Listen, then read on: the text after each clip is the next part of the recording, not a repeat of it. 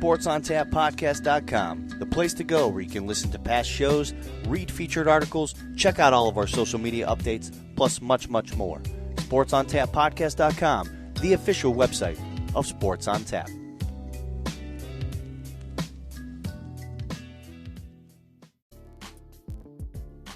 For up-to-the-minute info on local high school sports action, including photos, videos, and live updates, be sure to follow Sports on Tap on Twitter, Instagram, and like us on Facebook.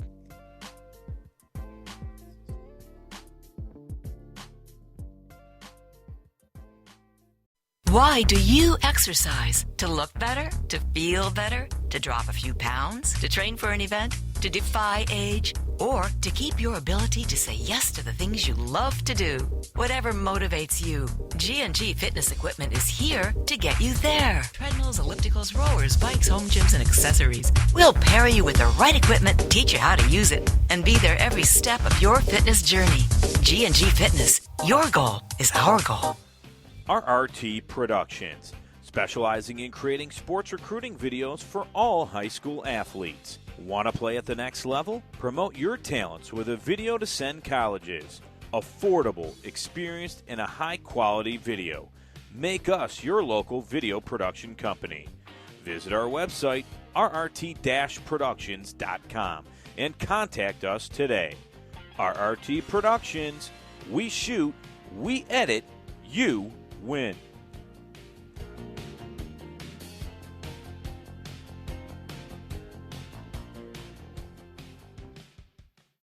This is the voice of the Cleveland Monsters, Tony Brown, and you're listening to Sports on Tap.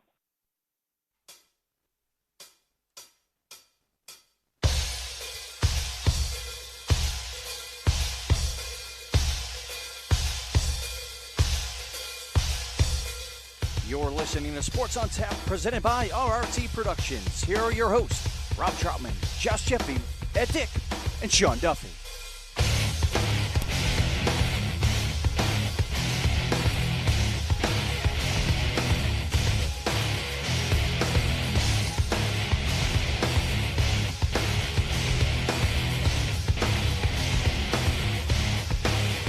Welcome to Sports on Tap. It's our Ohio high school football coverage, Week 7 game recaps. I'm Rob Troutman. Sean Duffy's playing the drums still. Josh Jeffy here, and Ed Dick will be joining us here in a second to talk a little Great Lakes Conference. And, guys, welcome back. It's Week 7's in the book, and Sean's out of breath. Well, you know, you get into that song, and it's game over. Woo! Apparently. I think I pulled something. Tell you what, a lot of good games happening here in Week 7. And getting down to the nitty-gritty now. This is actually where you start to look at Joe Idle, joeidle.com, for all your possible playoff points propaganda. That's right. And well, they're projections. You know, this is my favorite time of year because and now we'll join Ed Dick as he gets in the mix here. And Ed, welcome to the show. This is our favorite time with you because you love the stats, you love the numbers, and you do a great job explaining points with the playoffs. So welcome to the show, and it's going to be a fun one. Absolutely, Rob. How are we doing today, guys? We're doing great. We're excited. A lot of great games this last week. You know, I know you had a big game with Buckeye and Holy Name. What a game that was. You know, how did Elyria Catholic do this week? A lot of games and a lot of points out there in the Great Lakes Conference. Absolutely, Rob. There's no shortage of possible playoff contenders in this specific conference. So we'll start with one of them. Our first game saw Bay taking on Normandy. Bay, they took no prisoners. They jumped out to a 56-0 halftime lead. The Rockets win 63-0 over the Invaders. Unfortunately, not a whole lot about this game. I'm sure there were some gaudy stats put up by the Bay folks. By all means, please feel free to forward any stats over to sportsontapodcast@gmail.com or hit us up on Twitter. Let us know what they are. These are the types of things I want to be able to pontificate about with your respective schools. So with that being said, Bay moves to 5-2 overall. They are 4-2 in the conference. They're going to travel to Rocky River in Week 8. Bay is currently in playoff contention. They're number 6 in Division 3, Region 10. Normandy remains winless. They will travel to Buckeye in Week 8. According to JoeIdle.com, Normandy is mathematically eliminated in Division 2, Region 6. Because quite honestly, there's some other games I'm going to go by pretty quick. I'll take a quick moment to discuss and go over what the playoff points really mean. So a team's going to earn 2 points or points in 2 different ways. They're level 1 points. Level 1 points are directly based on who you beat and what their size of their school is. So the bigger the size of the school that you beat, the more points that you get for level 1. Level 2 are points gained by the teams that your opponents beat. So your beaten opponents beat, sorry. So the teams that you beat, how well they do also factors into the playoff race. So in this case, this is a good example with Bay and Normandy. Bay's win over Normandy is going to get them some level 1 points because Normandy is a Division 2 school. That's going to do well for them. However, Normandy has 0 wins, which means they have 0 level 2 points of which to gain. Bay did not really gain anything. They didn't gain any level 2 points from beating Normandy because Normandy has no wins.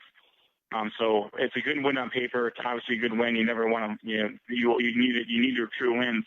But once you get closer to the end of the season, the wins you acquire, they need to come with some points in order to really help you out in the playoff standing. So they may not have gotten the jump that they were looking for because Normandy didn't have any level 2 points to gain there. So just a very quick tutorial as to how that's going to work.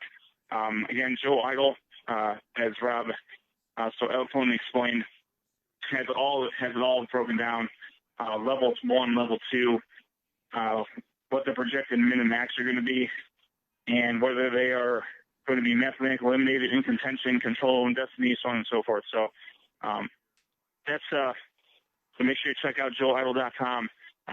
From this point forward, if you haven't been doing so already, the closer we get to playoff time, that's where you want to go for all your needs. So that being said, we'll move on to the next game. Rocky River in 14-7, but Coach Josh Falls and this Pirates storm back. They take up a 27-2 overall, 3-2 in the conference. They will host Bay in Week 8. The Pirates right now sit 11th in Division 3, Region 10. Parma drops to 2-5 overall, 1-5 in the conference. They will take on Garfield Heights in non-conference play. Parma is 23rd in Division 2. We move on to Valley Forge in Garfield Heights. Valley Forge in the non-conference game to take on the Bulldogs. The Patriots had a 17-6 lead going into the fourth quarter, but Garfield fourth quarter points. They come away with a 20-17 victory over the Patriots. That was a place for the Patriots. The Valley Forge, with that loss, they dropped to 3-4 overall conference. They are going to host Fairview in Week 8. Valley Forge right now is 14th in Division 2, Region 6. They did qualify for the playoffs last year. They're going to need a little bit of help, get some wins and get some help to get themselves back up in that region. Garfield Heights, they will continue their non-conference, their independent schedule against Parma. Elyria Catholic took on Fairview in Week 7.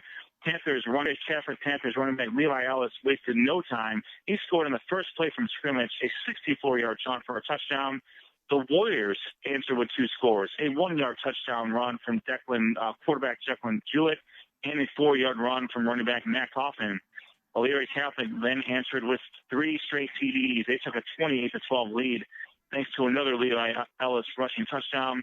They got a defensive score and a 64-yard touchdown pass from quarterback Steven Navalinsky to Jarrett. And with the 2-point conversion, cut the lead at 28-20.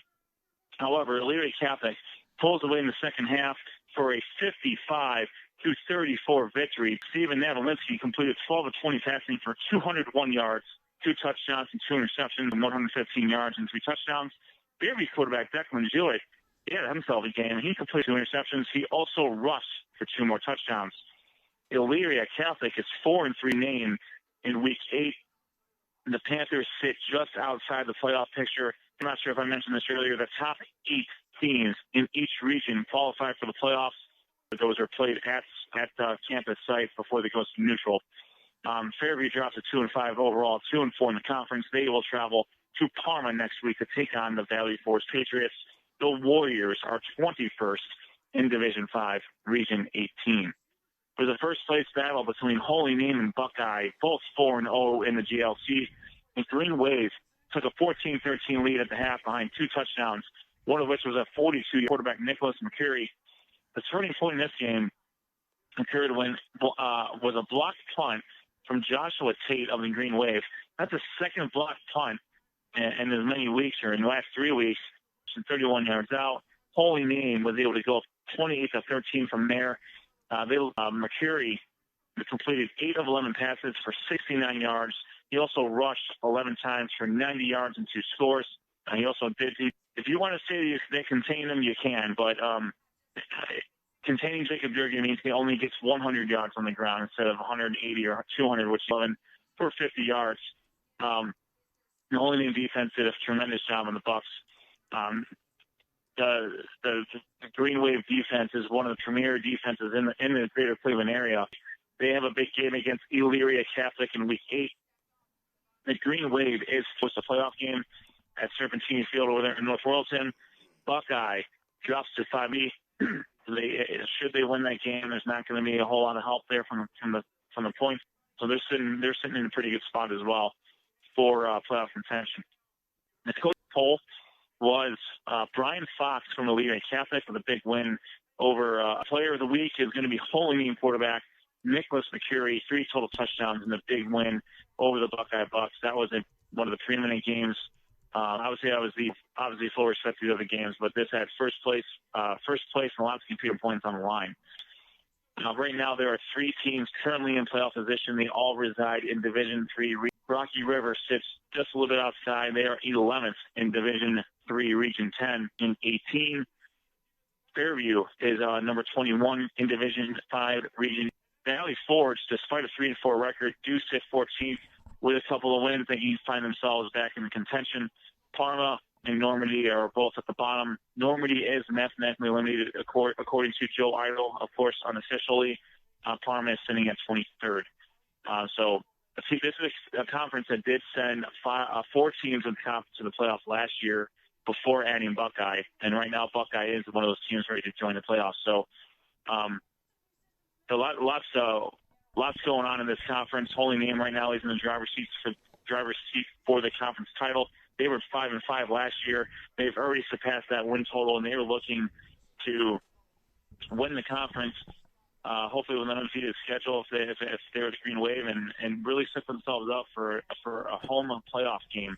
And right now, they will be playing Bay, depending on with what the seats are setting up at. So, just like Rob, you see in your conference, seeing a conference matchup in the first round of the playoffs. Just due to the sheer populace, it's a distinct possibility that Buckeye, Holy Name, and Bay, and possibly Rocky River could find themselves. When you look at Elyria Catholic, Ed, you said it. I mean, they lost 3 in a row, but they were close. Lost 3 in a row after winning the first 2, and now they've won 2 in a row against a good Valley Forge team. Holy Name. They have Normandy, which has struggled this year, and then away. Elyria Catholic has a little bit of work to do, but if they win all 3, that would be absolutely huge for them. Get into the playoffs. Obviously, it depends on the other teams as well. But do you think if they win 2 out of 3, they? What's going to help Elyria Catholic is they will acquire schools. They're all bigger schools than Elyria Catholic. So depending on who you not be seeing those similar schools, I think Elyria Catholic does have 3 teams and a Division 2 team. So level 1 points will certainly help them out there. And the Holy Name, that'll thrust them squarely into the playoff race. And by the time they get to that game, Rocky River could also be sitting pretty. They have games. I think Rocky River can get at least one of those and get to 6 wins. That's going to end up being probably a playoff-effective region. So I think that's a very distinct possibility, Rob. Elyria Catholic right now in North Union, and just about 1 point underneath Finley Liberty Benton, right beneath them as well. The good news is for Elyria Catholic, if they're hosting a playoff game, most likely, based on what the max averages for win out are, but those really go that far into it. But that was a really long-winded answer, Rob. I think 2 out of 3 victories. I'm going to, and no offense to Normandy, they're just not having that good of a year. They do sneak into the playoffs. If they can get Holy Name now, I think they'll jump into the top 4. But as you said, it will depend on how the other teams are. The region that Elyria state champion, Orville Red Riders.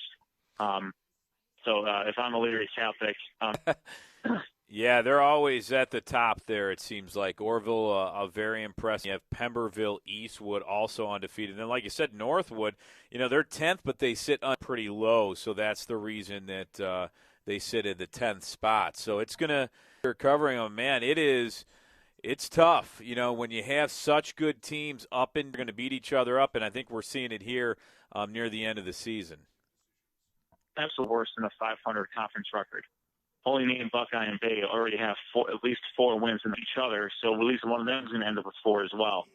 And Valley Forge are very apt to be able to end up with 4 wins as well, wrap up at Normandy. So they have a really good possibility of also getting 4 wins.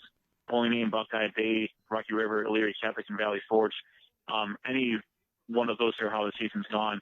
Declan Jewett, I'm not going to count on Declan Jewett from Fairview. He put up a pretty good game.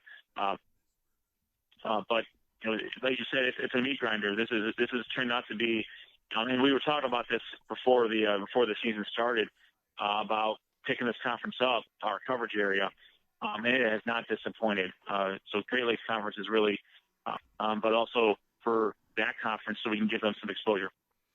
Well, Ed, great job on a breakdown of the Great Lakes Conference. It's going to be fun to see how it goes in Week 8. And thanks for coming on again, as always. Absolutely. Appreciate it. Looking forward to more playoff talk next week. And, Josh, if you just want to pass up the Minster-Brunswick matchup, that'd be fantastic. And I'll talk to you guys later. Ed, I'll do my best, but as a professional, I do what I have to do. Yes, perfectly understandable. It's not very often that you get to play the number 10 team in the country, and we had that pleasure last week. Yeah, no doubt. No doubt, buddy. Talk to you in Week 8. Thanks, Ed. Sounds good. Great coverage of Strong's on Medina last week for your respective conferences. All right, Ed. Thanks a lot, bud. Have a great night. Yes. He does each and every week, and a great job by Ed. And if you want to listen to more of this podcast, go to Sports on Tap and up, and go to our website for pictures, video, and much, much more. Now let's go over. Be me, and we're going to start off with the game that Ed did mention. As Ed said, the number 10 team in the country, the number 1 team in the state, the Mentor Blue Devils. Needless to say, this game was over quite early, 21-0 at the end of the first game. The Brunswick offense was not. Brunswick's offense was held to 8,317 yards of offense. 318 of those came on the rushing, 203 yards and a touchdown. As we mentioned, the Brunswick Blue Devils did struggle on offense. Jake Charette was passing in this game. And, it's hard enough to beat Mentor like Brunswick seemed to be during this game. It's going to be very difficult. Mentor improves to they are 2-2 in the conference.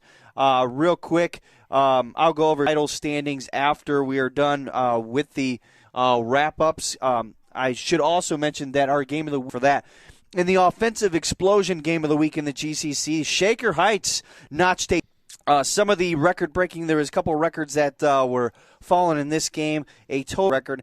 And Elyria set a school record for the number of first downs in this game with 28. Got the score to within 49-42. And then from there, Shaker Ralph Atkinson had 29 carries, 187 yards, and a touchdown. Dalen Sheen of 40 for 340 yards. Shaker was led on the ground by touchdowns in this one, and he helped the Red Raiders get a really solid victory over Elyria. Notch their first victory in conference play. Elyria drops to 1-6. They are 0. And the Solon Comments squeak by the Euclid Panthers 20. McQuaid connected with Grant McCurry on a 13-yard touchdown when it was 14 late in the fourth quarter, 3:23 left.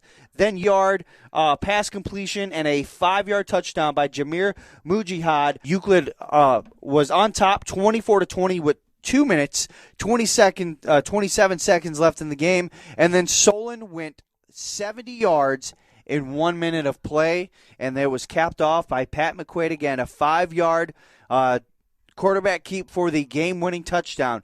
In this game, Pat McQuaid was 17 of 27 for 189 yards. He had 4 touchdowns. Grant McCurry, the aforementioned, 8 receptions, 122 yards, and a touchdown. For Euclid, Jameer Mujihad, 37 carries, 283 yards, and a touchdown. As mentioned, once again, I'll reiterate, the Medina Strongsville game we'll talk about later in the game, our game of the week. We'll just give you kind of a quick hint on how that one go. It was all Medina in that game. But as far as Joe Itel, the standings goes, there's actually 4 teams in the GCC that are in playoff contention right now. That are in the playoffs if they were to start today, according to Joe Idle's unofficial rankings. They are topped by Menor, who sits at number 1. Euclid is number 3. Solon is number 5, and then Brunswick rounds out the top 8. They are number 8 in this one. Now, again, this is Division 1, Region 1. All of the GCC teams are in Division 1, Region 1. Strongsville heads in. It's out of the playoff race currently. They sit at number 12, followed by Shaker Heights at 13th, and then Elyria rounds out the GCC at number 15 in Division 1, Region 1. Next week's schedule goes like this. Menor will travel to Shaker Heights. That's a Saturday game. Brunswick will travel to Euclid. Medina will travel to Solon, and Elyria will play at Strongsville. So a pretty, I guess you would say, not surprising week in the GCC. Maybe a little surprising how Euclid got their first loss. Solon came back and scored the game-winning field goal, or game-winning touchdown in that one. My Coach of the Week nominee for the G&G Fitness Twitter poll was Larry Laird of Medina, getting a big victory over Strongsville. And then my Player of the Week nominee is going to be Shaker Heights running back Victor Ford, 303 yards, 2 touchdowns in a fantastic win over the Elyria Pioneers. I'm sorry. I failed at my job this time. There's actually 5 teams in the GCC that are in the top 8 in Division 1, Region 1. Medina comes in at number 6. So I do apologize to. You're fired. I do apologize to the Medina Battling Bees. Hey, I said battling. I know, Rob. I said battling. About this. You're insulting the good people of Brecksville. No, I'm not. So that wraps up. What week is it? Week 7? Week 7? Week 8? Week 7. Week 7 in the GCC. Back to you, Rob. Nice job, Josh. You know, interesting game with Solon and Euclid. That's a big game. I mean, Solon has been kind of up and down a little bit this year, but that's a big win. You know, they beat Brunswick. But that Euclid, because Euclid was what, 3rd? You said they're 3rd, right? Yeah, they are still sitting 3rd. Even after that loss. So. Now, you know, Euclid's got the next 2 games are relatively tough for them. They do have a home game against Brunswick, as we mentioned, and then after that, they do have to travel to Menor. That's going to be a big game. Wow. You know, that's a big one. Yeah, so they got to take care of business against Brunswick. Yes, they do this week, because you could hardly fault anyone for looking ahead, knowing what you have in store against Menor. But you know, Euclid has to get over this loss pretty quickly and realize that it's not, you know, it's a pretty game Brunswick team that's got a lot of players that can make you really scratch your head. I mean, Menor is a different animal altogether, I think, and they're number 1 in the state, number 10 in the country for a reason. So yeah, right now Menor is the team to beat right now. I mean, they're right now. I mean, I wouldn't say they're unstoppable, but they're pretty close. They're pretty close. They're hitting on all cylinders. They are, and Steve Trevisano's got them playing at a very incredibly high level. Even when, you know, to them they just, you know, they didn't really have it. According to them, didn't have all the pieces put together right away during this game against Brunswick. They still went ahead and ended up putting 45-21 in the first quarter alone. So, you know, they did pretty well. Now they're going to have to, you know, come back and continue to keep the pedal to the metal, keep it up, which I know they will. as they will travel to Shaker Heights this week. And Medina, Medina's that was about as impressive of a game that I've seen from them. They are, and we'll cover it too. They are, a high-powered offense, and we'll talk about it a little bit later. But we saw it firsthand last Friday. They got a high, potent, big play offense in which they put to good use last week. And the defense wasn't too shabby either. Exactly. But right now what we're going to do is we'll step away. We'll take a short break. When we come back, we'll go over the Southwestern Conference and the Suburban League. We'll also go over our G&G Fitness Coach of the Week poll that was out on Twitter at SOT Podcast. And also remember tonight, go to our Twitter page at SOT Podcast. We're going to have our Player of the Week, the RRT Productions Player of the Week poll that will come out. And we still have our Game of the Week, which was Strong's Lot. Medina will recap and reveal where we'll be at here in Week 8. All coming up on Sports on Tap. Now, listen to a few of our sponsors.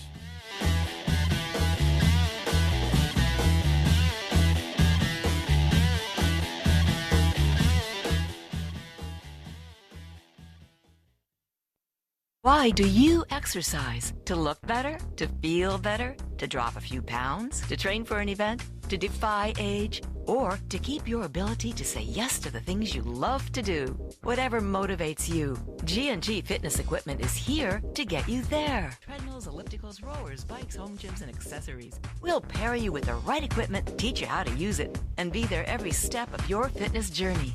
G&G Fitness. Your goal is our goal. Listen to our shows live on Mixer or join us the first Monday of every month at Z's Cream and Bean, located at 2706 Boston Road in Hinckley. Want to listen to past shows? Go to our YouTube page or website, www.sportsontappodcast.com.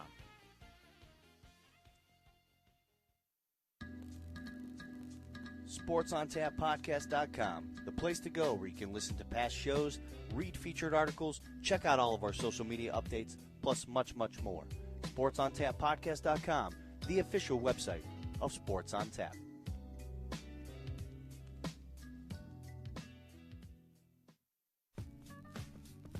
No matter the season, it's always the right time for Z's Cream of Bean. Whether you want to warm up with some of their delicious soups, chilies, or coffees, or sample from their delicious selection of ice cream, shakes, and other cool treats, Z's Cream of Bean has you covered. Visit them at 2706 Boston Road in Hinckley, Ohio, and tell them the guys at Sports on Tap sent you.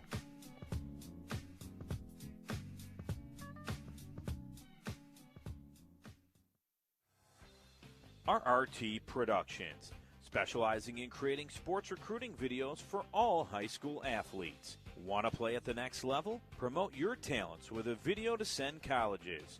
Affordable, experienced, and a high-quality video. Make us your local video production company. Visit our website, rrt-productions.com, and contact us today.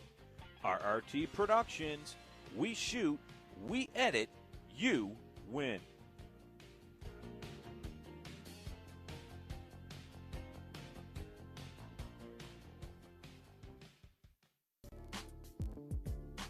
For up-to-the-minute info on local high school sports action, including photos, videos, and live updates, be sure to follow Sports on Tap on Twitter, Instagram, and like us on Facebook.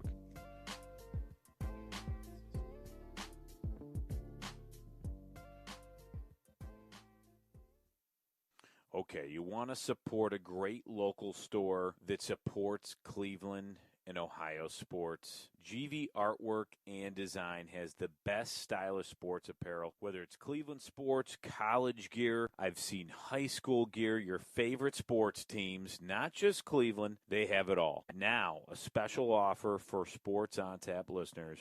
Use the code ONTAP10 and receive 10% off your full order. Go to gvartwork.com. That's gvartwork.com. GV Art and Design, original and one of a kind. Hi, Mike Emmerich from the NHL on NBC. For the best coverage of the Greater Cleveland High School Hockey League, listen to Sports on Tap.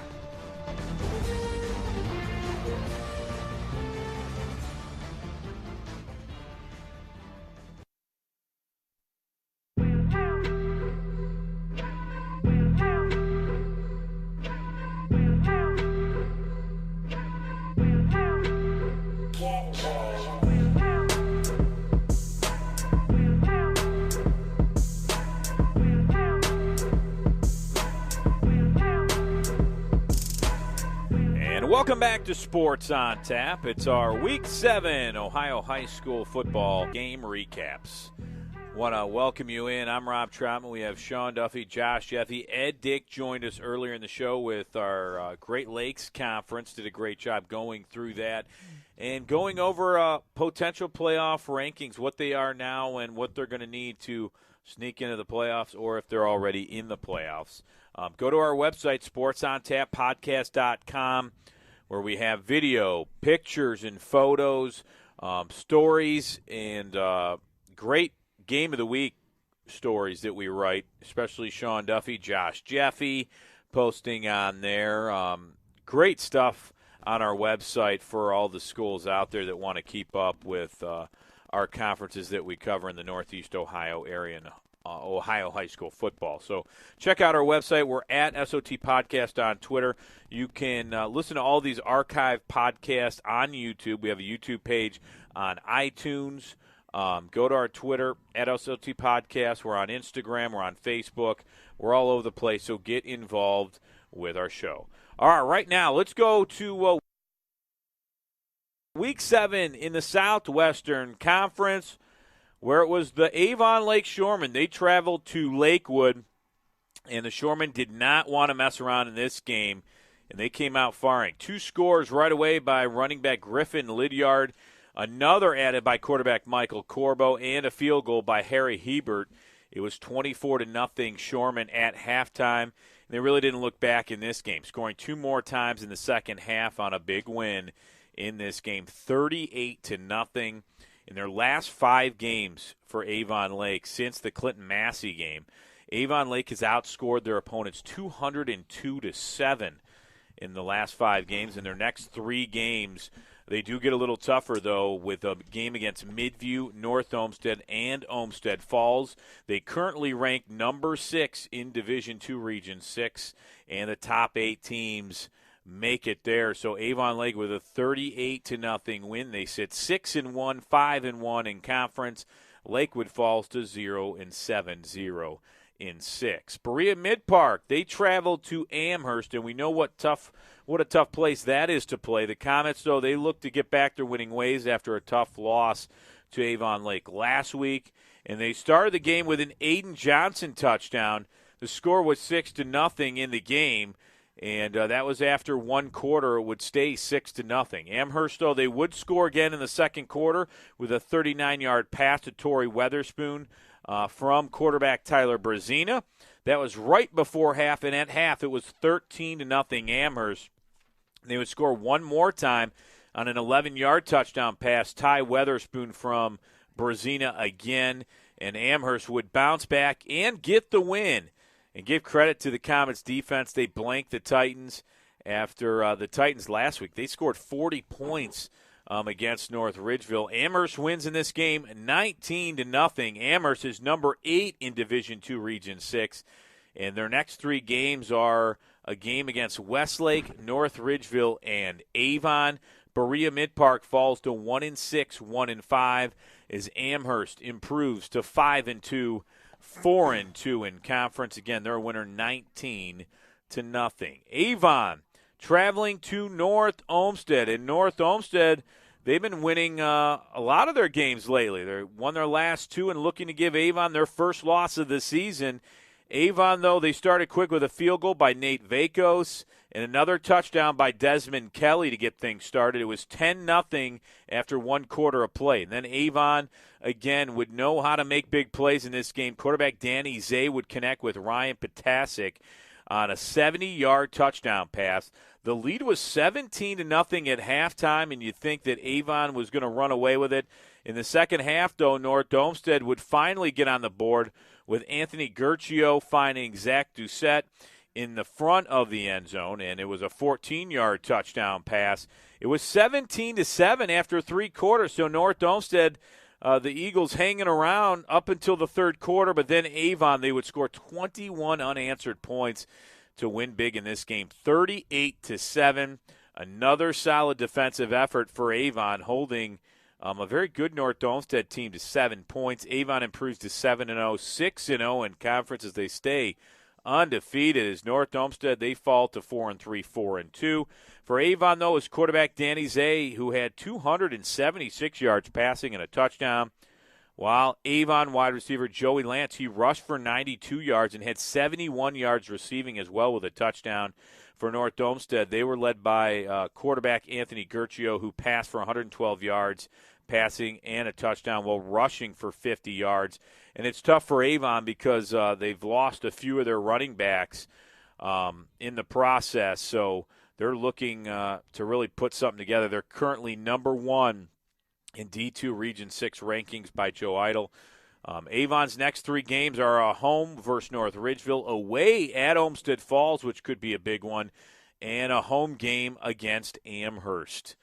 Westlake, they travel to North Ridgeville and looking for their first win of the season, where North Ridgeville, they're coming off their first win in an overtime game at Berea Mid-Park. They won 41-40 last week. But it was the Rangers getting off to a quick start, scoring on a 3rd and 7 with Tyler Richmond as he would score.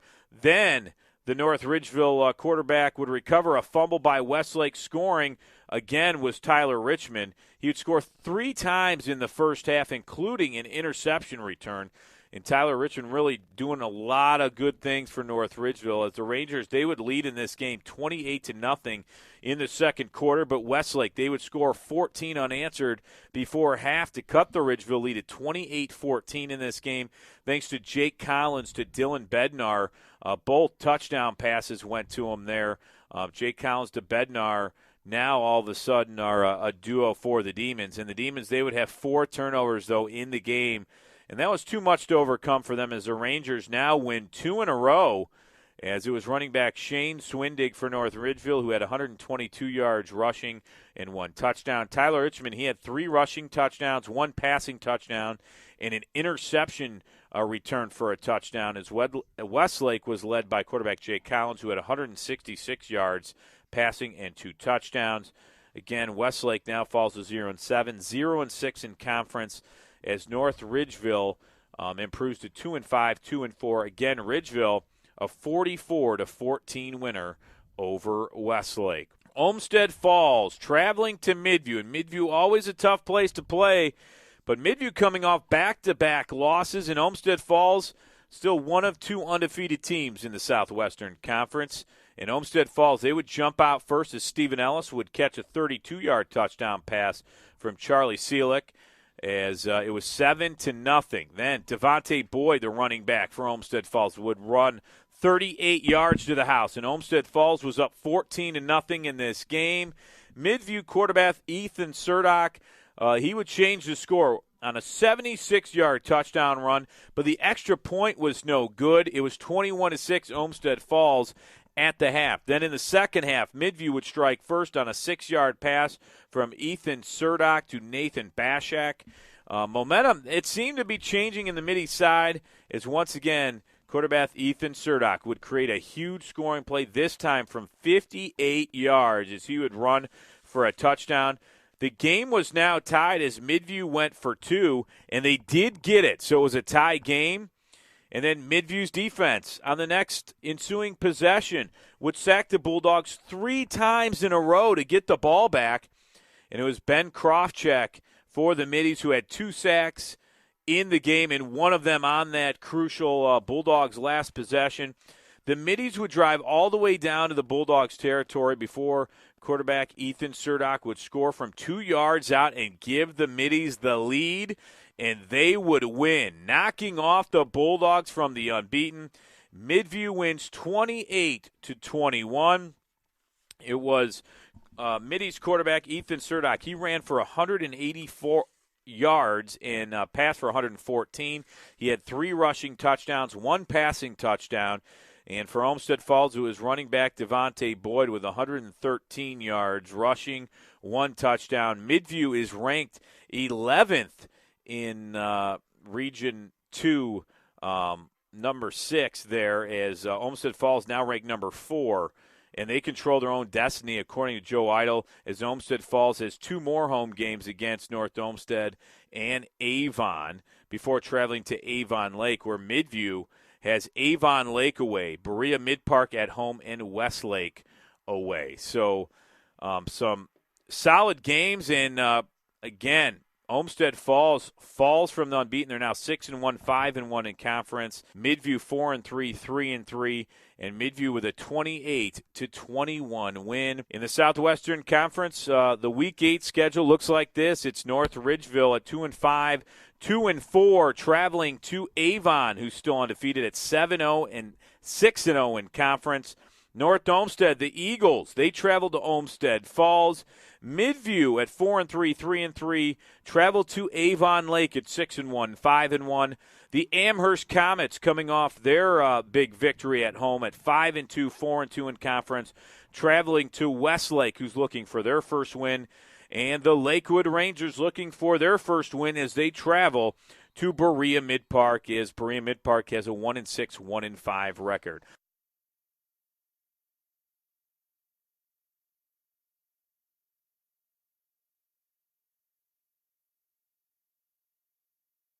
The Southwestern Conference Coach of the Week goes to Midview head coach DJ Shaw for their win against Olmsted Falls. A big come-from-behind win for Midview, and it keeps their playoff chances alive. And my Southwestern Conference Player of the Week goes to Middy's quarterback Ethan Surdock. He ran for 184 yards and passed for 114 yards. 3 rushing touchdowns, 1 passing touchdown. And just an overall impressive game. So now Avon Lake sits at 7-0. The Shoreman and Olmsted Falls at 6-1 apiece. Amherst, the Comets are 5-2. The North Olmsted Eagles and the Midview Middies at 4-3, and then the Rangers of North Ridgeville at 2-5. The Berea Mid-Park Titans at 1-6, and Lakewood and Westlake still trying to win their first game at 0-7. So that is it for the Southwestern Conference. Wow, I'm out of breath now, but now I'll send it over to Sean Duffy, who covers our Suburban League, the National and American Division. Sean, what happened? Well, I thank you, Robert Troutman, and while you catch your breath over there from your wonderful recap of Week 8 in the Southwestern Conference, I'm going to pick it up with starting in the National Division for the Suburban League Week 7 recap. We'll start off, as always, alphabetical order. The Brecksville Broadview Heights Fighting Bees travel in to take on Twinsburg, and they took a 31-0 halftime lead, thanks in large part to touchdown runs, 2 of them, in fact, by Ethan Hatch and Garrett Kubitz, both of them having 2 rushing touchdowns in the first half. Brecksville would add a touchdown in the second half to salt away a 38-0 victory over Twinsburg. Brecksville 5-2 overall, 4-0 in the National Division. They are all alone atop the National Division. They are number 7 in Division 2 Region 5. Twinsburg falls to 2-5, 0-4 in the division, and they sit currently at number 21 in Division II Region 5. My next game, the Wadsworth Grizzlies travel in to take on the Black Tigers of Cuyahoga Falls, and Wadsworth would dominate the Cuyahoga Falls in Week 7. Dominic Laparo kicked in 2 rushing touchdowns on the night, and Trey Schaefer would add 2 passing touchdowns, as Wadsworth was too much to handle for the Cuyahoga Falls Black Tigers as they take a 33-2 victory in Week 7. Wadsworth is now 5-2, 3-1 in the division. They sit currently at number 5 in Division II Region 6, whereas Cuyahoga Falls is 2-5, 0-4 in the division. They are number 21 in Division II Region 5. In my back and forth game of the week, I go to Stowe, traveling in to take on Nordonia, and this, as I said, was a back and forth battle until way late in this game. Stowe jumps out to a late lead thanks to an Owen Bainbridge touchdown pass, but Nordonia's Joel Jones took the subsequent kickoff 90 yards for the game-winning touchdown with just 20 seconds remaining. Stowe falls 28-31 at Nordonia. Stowe is now 4-3, 1-3 in the division. They currently sit at number 10 in Division 1, Region 1. Nordonia improves to 3-4, 2-2 in the division. They are number 12 in Division 2, Region 5. My final National Division game had the Hudson Explorers traveling in to take on North Royalton. And Hudson wasted no time, especially with their quarterback. Last week's Player of the Week, Jacob Peltani, finished the game 16 of 20, 267 yards, 2 passing touchdowns, and a rushing touchdowns. Running back for the Explorers, Drew Leitner, had 188 yards rushing and 2 rushing touchdowns. North Royalton quarterback Michael Piazza finished 13 of 26, 133 yards, 2 touchdowns, and an interception, as Hudson wins 43-17 at North Royalton. Hudson improves to 4-3, 3-1 in the division. They currently sit at number 6 in Division II, Region 5. North Royalton currently sits at number 12 at Division II, Region 6. They are currently 4-3, 2-2. Moving on, currently just to give you a breakdown of how the standings are, Brecksville is still all alone at the top at 4-0 in the division, with Wadsworth right behind them at 3-1. Moving on to the American Division, and this was a spotlight game for me for the Suburban League. It had Aurora undefeated coming in to take on Barberton, and for all intents and purposes, this was the American Division Championship game, and Aurora was dominant on both sides of the ball. Aurora running back Anthony Graham finished the game with 26 carries, 91 yards, and 1 touchdown, but the Aurora defense held Barberton to 141 yards of total offense, compared to them averaging 200 yards in just rushing for the Aurora Greenmen. Get this, guys. Aurora's defense has given up a total of 33 points all year. They have 3 shutouts, and they held Barberton to just 7 points. Aurora roasts on the road, goes into Barberton and gets a 31-7 victory. Aurora is 7-0. They currently sit number 3 in the Division III, Region 9. They are 7-0, 3-0 in the American Division. Barberton falls to 5-2 and 3-1. They are now currently just on the outside in Division II, Region 6, sitting at number 9. Next on my list, Copley travels in to take on Revere, and from all accounts, this was a pretty sloppy game. In fact, both teams just could not get anything going offensively. It eventually came down to a Shane Slattery interception return for a touchdown that sealed the game for Revere, as Revere pulls out a 20-12 victory at home. Copley is 1-6 on the year, 0-3 in the division. They are number 24 in Division 3, Region 10. Revere is number 9 in Division 3, Region 10, and they are 4-3, 2-2 in the division. Roosevelt went in to take on Talmadge, and Roosevelt really put it on Talmadge as they take a 31-10 victory. Roosevelt running back Malik Howard had 3 rushing touchdowns on the night, and Christian Detweiler for the Rough Riders had a passing touchdown as well. The only TD came the only touchdown for Talmadge came from an Evan Teeling touchdown reception. Talmadge falls to 1-6. They are 0-3 in the division. They are number 24 in Division 3, Region 9. Roosevelt is 4-3, 3-1 in the division. They are number 15 in Division 2, Region 5. My non-conference game had the Highland Hornets hosting Canfield. And guys, Highland put on a very, very good performance and eked out a win, thanks in large part to Highland quarterback Bryce Profit. He went 16 of 23, 294 yards, 3 passing touchdowns. All 3 of those touchdowns went to wide receiver Jake Osborne, who caught all 3 of those touchdown passes. Highland wins its 2nd straight game. They will host undefeated Aurora in Week 8. They currently sit number 16 in Division 2, Region 6. So Highland's 2-5. They're 1-2 in the division. They 2 back-to-back wins. Very impressive out of what's going on in Highland, after a really rough start to the season. My coach of the week, I'm going to go ahead and give it to Bob Mahalik from Aurora. You walk into Barberton, you hold them to 7 points, you get 31 points of your own. That's a great coaching job. They've had that defense rolling all year. My player of the week, and we talked about it off air, I'm going to tell you right now, it came down to a coin flip at this point. I gave it to the player, Bryce Profit of Highland, 16 for 23, 294 yards, 3 touchdowns.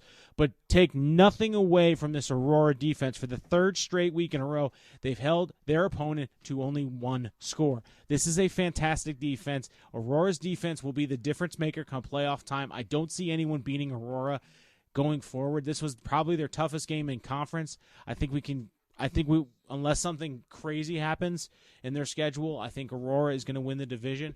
I see a setup game here in the National Division for the Week 10, as we look forward, if Brecksville takes care of their business, Wadsworth takes care of their business, we could be seeing a national division championship game here with Brecksville holding on again, Brecksville hosting Wadsworth hosting Brecksville in Week 10. But good on Brecksville. They're taking care of business. That's a great performance, 38-0 in Twinsburg. They get to play Nordonia next week. Speaking of next week's schedule, Week 8 breaks down like this: in the National Division, Nordonia travels to take on Brecksville. Cuyahoga Falls travels in to take on Hudson. Wadsworth will travel to take on North Royalton, and Twinsburg travels in to take on Stowe. In the Suburban American Division, Talmadge will travel to take on Copley. As we mentioned, Aurora travels to take on a very, might be a dangerous Highland team right now. They're playing with a little bit of confidence. Revere will travel to take on Roosevelt, and Barberton will look to rebound from a really tough emotional loss to Aurora as they go out of conference and they host Massillon in Week 8. Guys, that is all that is fit to print for the Suburban League. Really kind of a stage setting for the National Division, but also a defining characteristic right now for Aurora. I mean, they're the team to beat, and I would venture to say they're probably going to be the best team to come out of the American Division for sure, but I would argue they're probably the best all-around team to come out of the Suburban League right now. I don't think anybody wants to play Aurora, especially with that defense. I can't get over their defensive performances, in 7 weeks, and you've only given up 33 total points. That's something pretty to impressive. I mean, when you look at a lot of high school teams, it seems like there are a lot of them.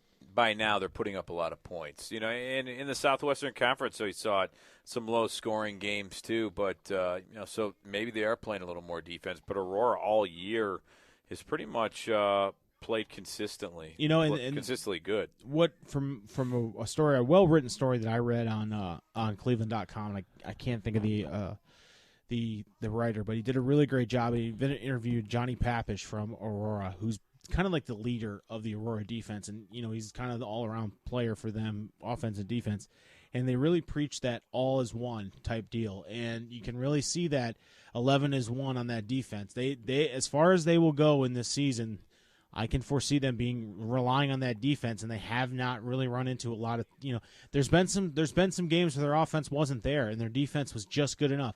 Sometimes I think in a game when their defense actually scored the points to win. So it's been very impressive, Aurora's defense. And again, Barberton's still right there. We got a lot of teams that are still, in that Region 2, or Division 2, Region 5, Region 6.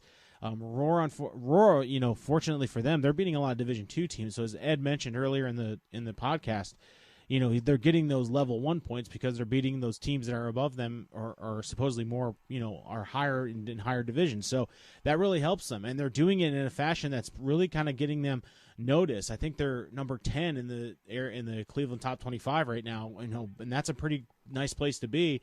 You still have Barberton there. You still have, Wadsworth is still there. Brecksville's been the surprise of the season for me in the National Division. I wouldn't count out Hudson or Stowe. They're still there. Stowe's that's a tough loss for Stowe.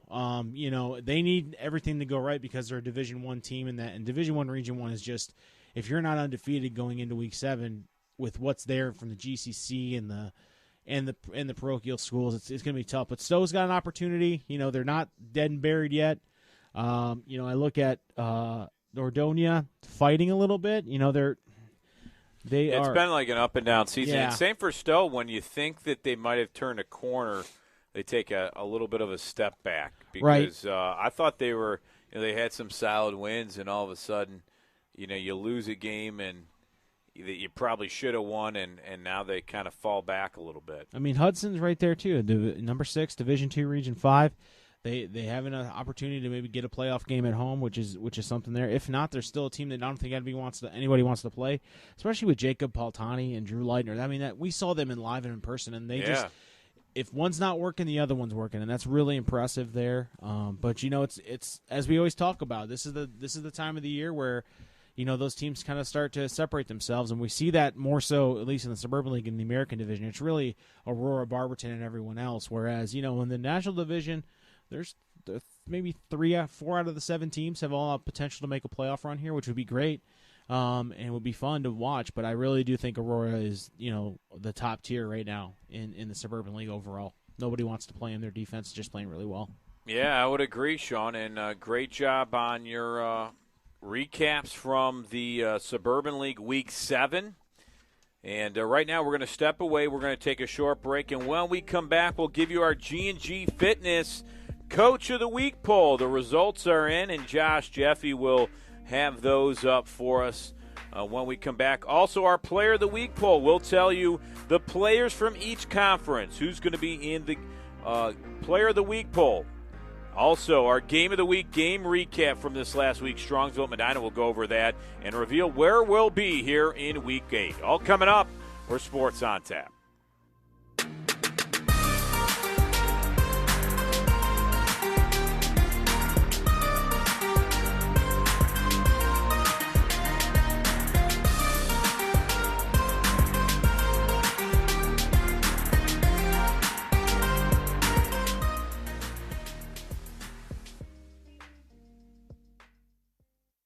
Why do you exercise? To look better? To feel better? To drop a few pounds? To train for an event? To defy age? Or to keep your ability to say yes to the things you love to do? Whatever motivates you, G&G Fitness Equipment is here to get you there. Treadmills, ellipticals, rowers, bikes, home gyms, and accessories. We'll pair you with the right equipment, teach you how to use it, and be there every step of your fitness journey. G&G Fitness. Your goal is our goal. Listen to our shows live on Mixer or join us the first Monday of every month at Z's Cream and Bean, located at 2706 Boston Road in Hinckley. Want to listen to past shows? Go to our YouTube page or website, www.sportsontappodcast.com.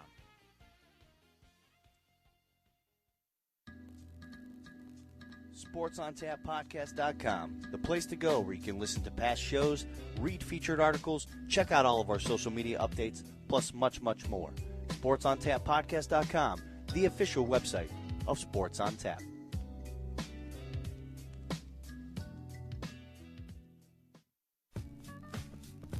No matter the season, it's always the right time for Z's Cream and Bean. Whether you want to warm up with some of their delicious soups, chilies, or coffees, or sample from their delicious selection of ice cream, shakes, and other cool treats, Z's Cream and Bean has you covered. Visit them at 2706 Boston Road in Hinckley, Ohio, and tell them the guys at Sports on Tap sent you.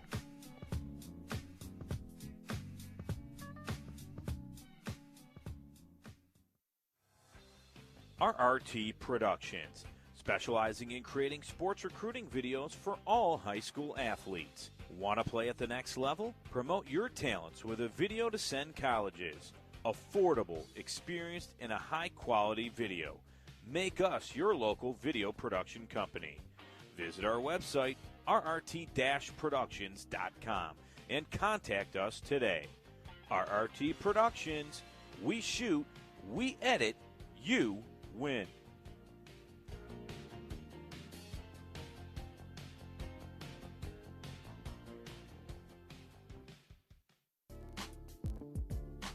For up-to-the-minute info on local high school sports action, including photos, videos, and live updates, be sure to follow Sports on Tap on Twitter, Instagram, and like us on Facebook.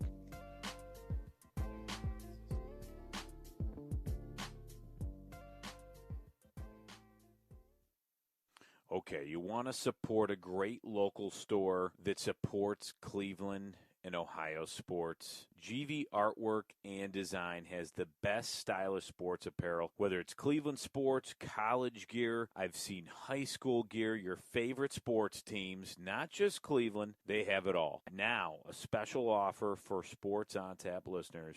Use the code ONTAP10 and receive 10% off your full order. Go to gvartwork.com. That's gvartwork.com. GV Art and Design, original and one of a kind. Hi, Mike Emmerich from the NHL on NBC. For the best coverage of the Greater Cleveland High School Hockey League, listen to Sports on Tap.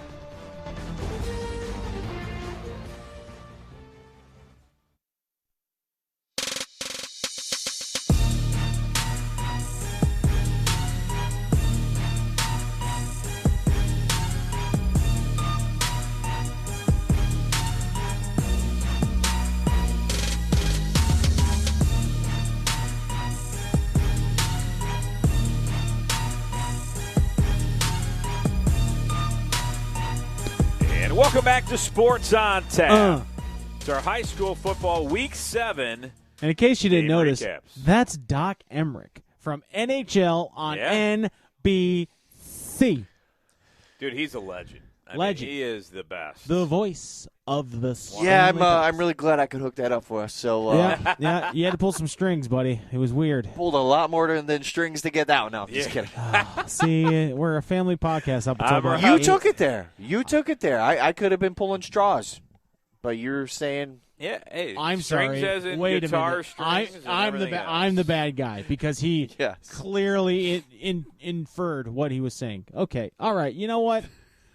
You know what? I've taken enough of this. I don't want to hear it. Josh, I need to hear who won this week's G&G Fitness Coaches Bowl. Well, Sean, I have those results up right now.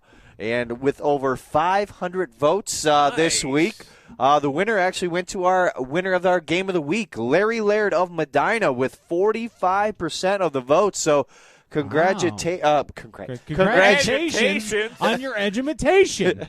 Congratulations to Medina Battling Bees head The coach. Battling Bees. And a little side note, I was at the Browns game yesterday, and the Medina-Strongsville game was also the Cleveland Browns high school game of the week. And because Medina won, they Coach Larry Laird, they won some money. Coach Laird and Drew Aller, the quarterback, was down there as well on the field. Nice. They got to throw a challenge flag. It was weird. Yeah.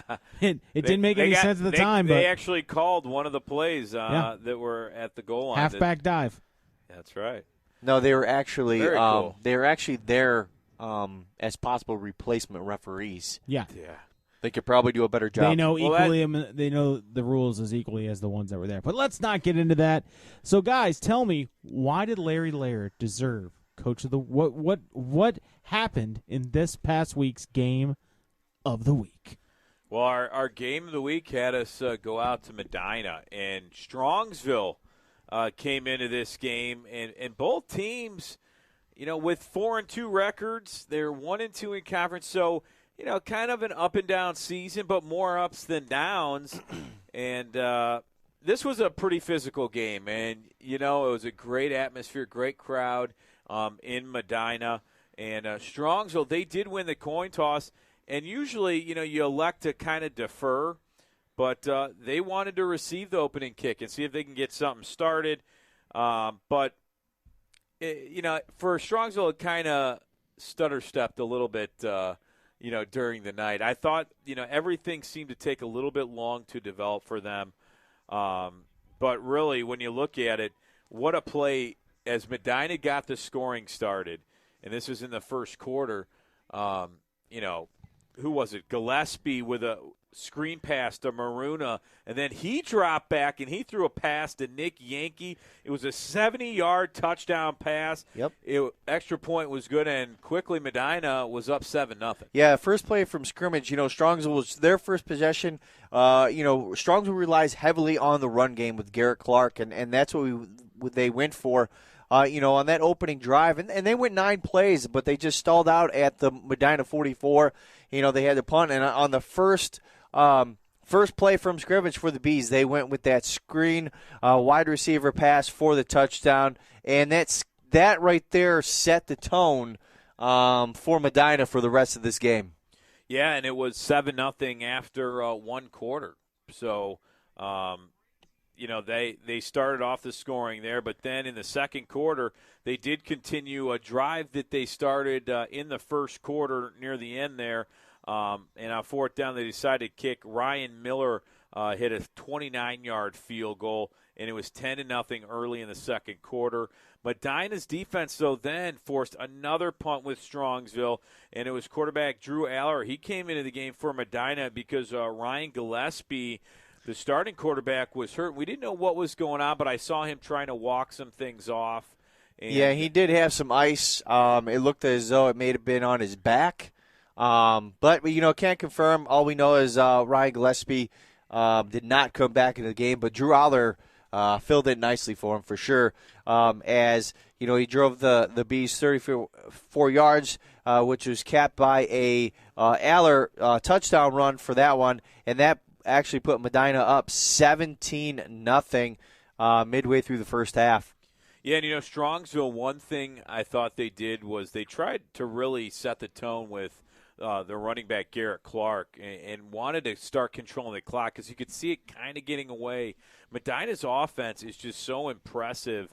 But Clark, he finished the first half with 17 rushes for 89 yards, so they did have some success there. Did the Mustangs in the first half, but they kept the Bees to 33 plays while the Mustang offense did run 45. So, pretty impressive, at least defensively, to hold the Bees, but they had some bigger plays, I thought.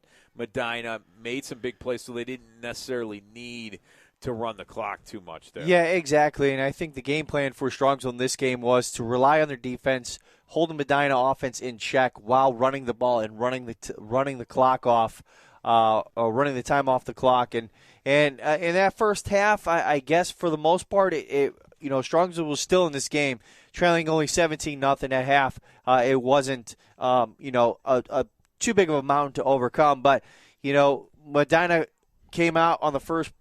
Their possession of the first half. Quarterback Drew Aller hit Jacob Nanaski deep for 57 yards. That's not the first time we'll be talking about his name in this update.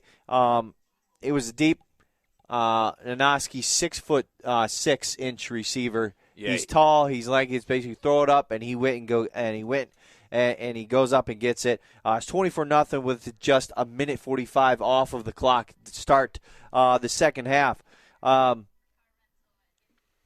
Then as they went through Strongsville's first possession, Tyler Walters, quarterback for Strongsville, was actually picked off by Juwan Jackson in Strongsville territory after the sack and a couple of penalties. The Bees were backed up all the way to the 50-yard line when Aller hit Jacob Kazmarsak for a 50-yard touchdown and a 31-0 lead.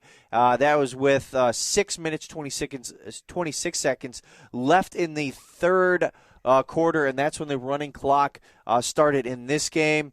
After the Strongsville punt, Medina once again drove down the field. Aller hit Nanaski again, this time from 8 yards just before the quarter ended, making it 38-0 as we head into the fourth. And pretty much time at that point, right? Yeah, pretty much that's just how it ended. Medina put in their reserves in the fourth quarter. So did Strongsville. Strongsville could not get anything going, and this game ended 38-0. Medina with a solid conference victory in front of the home crowd. Just a big atmosphere. Coach Laird at the end of the game just was crediting his team for just basically, to put it bluntly, putting a butt kicking on a conference rival, a longtime conference rival, and that's something that that they needed to do to stay in contention for the playoffs.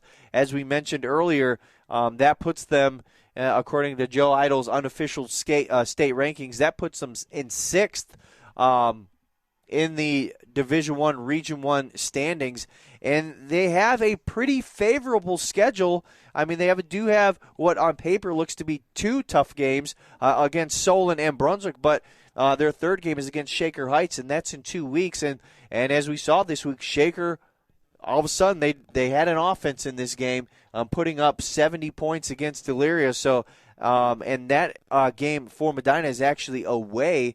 So that's going to be, a tough game for them as well. Strongsville really struggling the past 3 games. They are on a 3-game losing streak, losing close to Brunswick 3 weeks ago, and then last week losing to Euclid real close, 21-14, and then, losing to this game, Medina 38-0. They have kind of the same kind of schedule as Medina.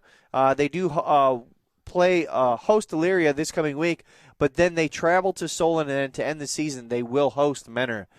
So not a easy way to end the game. And this loss by Strongsville to Medina was a really, if there is such a thing, a bad loss for the Mustangs. They needed to compete. They needed to win this game, and they just could not get Garrett Clark going. Even though he did rush for over 100 yards, it just seemed like the Bees' defense was just piling up on him, and they just couldn't get nothing going offensively in this game.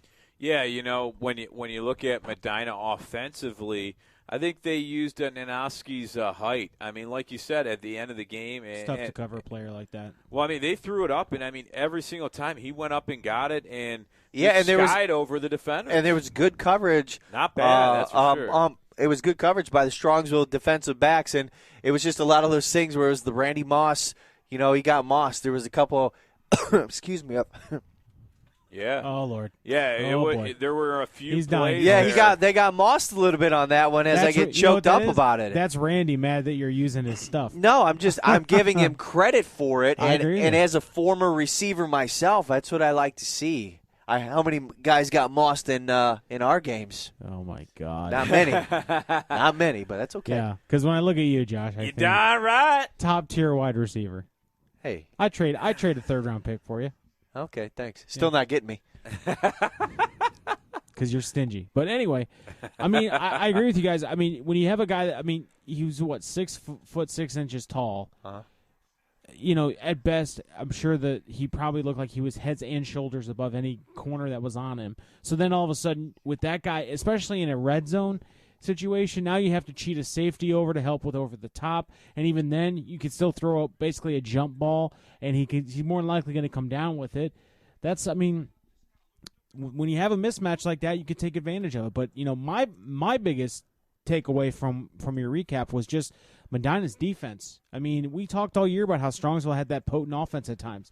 Garrett Clark. Garrett Clark's been running the ball fairly well, but to put up a goose egg on a team, especially this late in the season, you just don't see a lot of that. We talked about it. That's a great defensive effort from Medina, and I think they can hang their hats on that going into the stretch of the last 3 or 4 games of the season. And like I said, they're sitting in a prime position for a playoff push. So we could see the Medina Bees making a run here. I mean, granted, they're in a very tough division, tough conference, but one game I would really focus, Medina and Brunswick, I think, should be a really good game. That's gonna. Yeah. That could have some playoff implications. Oh, for there. sure. When you look at a team like Medina right there, and Brunswick, I believe, is in that 8th spot. That it could really come down to it in the last game of the season, and it could be crucial for each one of those teams. To need a win to stick around in the playoffs. So we'll see what happens with that. But Strongsville, tough loss. They've been kind of up and down a little bit this year, but just surprised at the way Medina really controlled the line of scrimmage on offense and defensively. Very fast, very good wrapping up and really containing that offense to no big plays. Yeah, and that's what we saw from Medina's offense is a lot of big plays. So fun game to be at. It rained a tiny bit at half, but it stayed clear. Good crowd on hand and a fun game to cover. We've last couple weeks they've been kind of one-sided games here. I think we had a powwow. We had a powwow pre-show. Our week 8 talked about game of the week. We thought, hey, let's see where we can see where teams are kind of going to go at each other a little bit. Kind of a good week 8 matchup where we think could be a close game with a lot of action. Things like that. So we chose that we're going to go down old Rocky River way. And we're going to go. Are you going to see the Pirates? We're going to go watch the Bay Rockets take on the Rocky River Pirates. Both teams are 5-2. It will be Sports on Tap's inaugural visit. Nope. That is fiction, my friend. Well, to hopefully. the Great Lakes Conference? No, I was going to say to Rocky River. Okay. No, we were actually, Rob, we were at. That was at Fairview. Well, we have been to Rocky River before. But not this year. Not this year. Oh, I'm sorry then. Okay. My mistake, but it's still not our inaugural. To Rocky River. Well, I mean, in this iteration of the Sports on Tap. I got you. You know what? He just takes all the wind out of my sails. I was building up. I'll give it to you. And My he's bad. like, no. My bad. I just like to. You just, I don't know what I'm talking about. But yes, we will be at Rocky River. Surprising. We will be at Rocky River this week for the Bay Rocky River matchup. A GLC matchup, I think a traditional matchup, I would imagine, over the past few years. And it's going to be interesting to see I've never been to Rocky River, so my inaugural There visit you to go. Rocky That's River, what you meant. I got you. but it's not about me. It's not the Sean Duffy podcast, Although you wish it was. No, just kidding. which will be available on on RRT Media at some point in time. Just let me rant. You know what? Rocky River is a fun place to go. Sure. I saw them versus Fairview, and they have a lot of weapons. They like to run the football, but they can air it out. Well, you saw one half of that game before it got called. Exactly. So let's pray and hope that the weather holds off and we don't have a situation where we have to pick it back up Saturday morning. So Week 8, Sports on Tag, Game of the Week, Bay Rockets travel in to the pirate ship, take on Rocky River Pirates. That's right. There you go. Nice job, Sean. It's going to be a fun one. And right now, up on our Twitter page at SOT Podcast, what just posted, Josh? Our Week 7 at RT Productions Player of the Week Twitter poll featuring players from Highland, Midview, Holy Name, and Shaker Heights. Bryce Profit, Ethan Surdock, Nick Mercury. I'm sorry. I mean, it's just... I'm struggling today. Nick Mercury and Victor Ford. So our player poll is up, and I apologize if I've gotten your names wrong. It's been a long show for me, but it's almost over. Yeah. Thankfully for the listeners. Hopefully. Hey, it's gone well. Hey-o. We've done a great job, and hopefully we'll get this podcast up on our website. So go to our website. It's at SOT Podcast on Twitter, sportsontap.podcast.com. For archives of all of these podcasts, we have videos up. We go to different events up there, so you could check out our videos, our photos, where we have different teams posting some photos up. If you want to post some photos, if you have photos that you shoot at these games and you want to get them out there a little bit, you can post them on our website or send them to us, and we'll post them on our website, sportsontappodcast.com. We're on YouTube, iTunes, Facebook, Instagram. We're all over the place, so get involved. And if you have stats, stories, anything, sportsontap podcast at gmail.com. We'd like to get the right stats and pronunciations of all the players. But, guys, that's an understatement, Week Rob. 7. That's an understatement. Pronunciation. Yeah, pronunciation. Enunciate. That's right.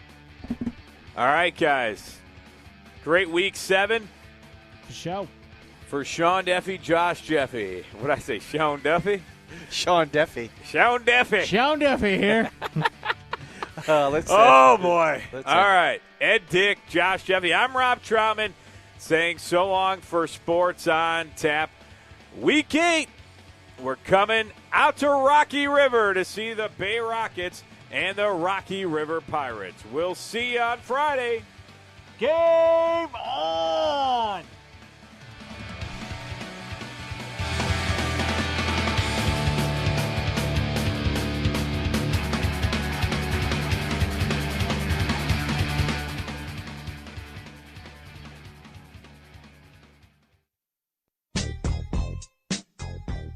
Thanks for listening to Sports on Tap. Make sure you visit our website, www.sportsontappodcast.com. We'd also like to thank our partners, Greater Cleveland High School Hockey League, home of the Barron Cup. Z's Cream and Bean, make life sweet, eat ice cream at Z's. RRT Productions, we shoot, we edit, you win, specializing in sports recruiting videos for all high school athletes. And GV Artwork and Design, original and one of a kind.